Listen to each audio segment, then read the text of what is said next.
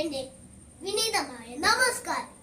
ആദ്യം തന്നെ എല്ലാവർക്കും എന്റെ റിപ്പബ്ലിക് ദിനം ആശംസ.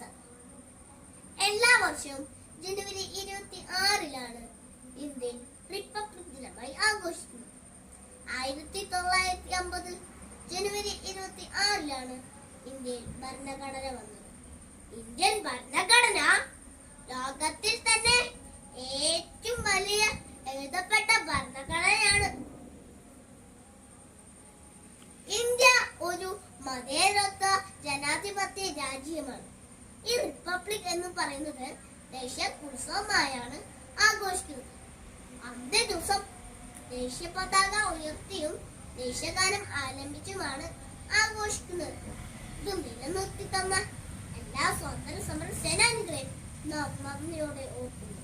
സ്നേഹത്തിന്റെയും സമത്വത്തിന്റെയും സന്ദേശമാണ് ഈ റിപ്പബ്ലിക് നമുക്ക് നൽകിയത്. ഇത് നിലനിർത്താനായി നമുക്ക് ഒത്തൊരുമിച്ച് നിൽക്കാം. ജയ് ശ്രീ.